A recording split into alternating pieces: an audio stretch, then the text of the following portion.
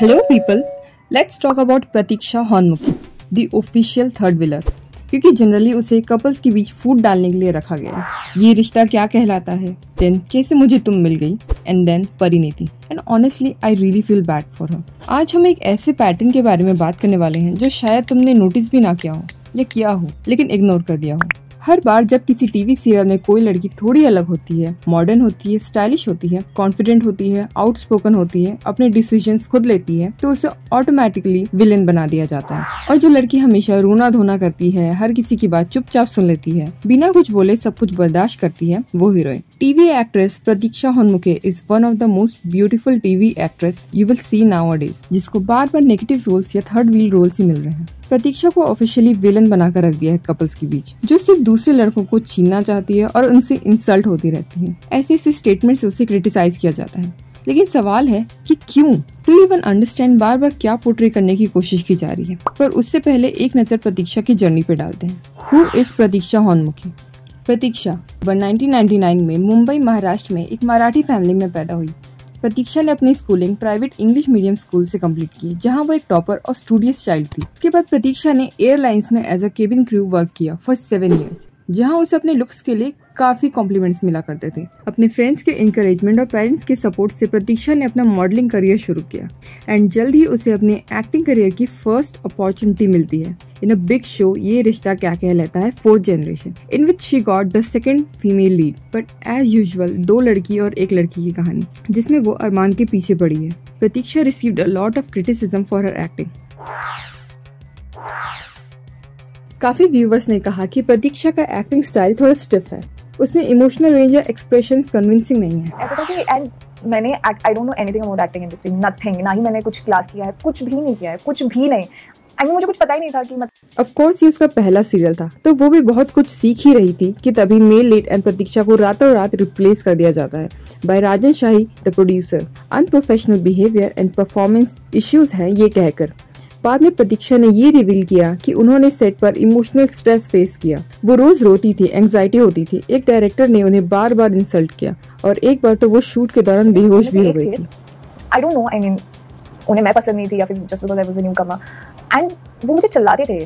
But then I think that there is a very thin line, चिल्लाना और किसी को ह्यूमिलेट करना, वो चीज़ें होती थी। मतलब सेट पे मैं हर रोज रोती थी, मैं एंग्शियस होती थी कि अगर मैं सीन भी कर रही हूँ ना तो मैं एंग्शियस होती थी कि शिट अभी मैं कुछ करूँगी पीछे से आवाज़ आएगी, मैं कुछ करूँगी वहाँ से आवाज़ आएगी। ट्रॉमा सफर करने लगी बहुत ज़्यादा। उसके बाद प्रतीक्षा को कैसे मुझे तुम मिल गए शो इन जी टीवी मिला, वेयर शी प्लेड प्रियंका। इसमें भी उसे मेल लीड की एक्स वाइफ का रोल मिलता है, जो काफी स्टाइलिश है, मॉडर्न है, अमीर है, कॉन्फिडेंट है, लेकिन विलन है, जो फिर से मेल लीड के पीछे पड़ी है और उसके पैसों के पीछे पड़ी है। इस सीरियल में प्रतीक्षा की एक्टिंग पहले से बेटर थी, but the role she got is only villain. Then again a different show, Parineeti, and the same pattern goes on. वो मेल लीड के पीछे पड़ी है, फीमेल लीड को बर्बाद करना चाहती है, और वो मेल लीड एक संस्कारी सूट पहनने वाली गरीब लड़की को पसंद करता है। I mean, why she always gets the दूसरी औरत role? For that matter, even the character Neeti from Parineeti, गलत किया लड़के ने, उसने 2 शादी की, लेकिन somehow strong, career oriented and confident नीति विलेन बन जाती है। और इंडियन टीवी पे तो strong और glamorous का मतलब ही होता है चालू और चालाक। एक तो पहले ही जितने भी प्रोड्यूसर्स हैं, इनके पास एक ही स्टोरी लाइन होती है, एक लड़का और 2 लड़की। People loves to see women's jealousy, I guess. प्रतीक्षा दिखने में बहुत ही सुंदर है, मॉडर्न है, and she is gorgeous from every angle. She does not have that बेचारी भोली भाली लड़की face. She looks confident, young है, talented है, and she has a charismatic personality. Even आप उसकी behind the scenes देख सकते हो, she is very chill and bubbly kind of girl. उसके को एक्टर्स के साथ भी उसकी बॉन्डिंग बहुत अच्छी रही है। Very comfortable. हाँ, I mean it's actually very organic. हमने ऐसे कोई फोर्स नहीं किया कि अभी हमें कंफर्टेबल होना पड़ेगा सीन करने के लिए। तो जैसे जैसे टाइम गया वैसे वैसे वो बॉन्ड, वैसे सीन्स भी आ जाते हैं। सो अभी आगे और देखते, अभी तो सिर्फ स्टार्ट है यार। हाँ, अभी 3-4 दिन तो हुए, अभी पता नहीं कि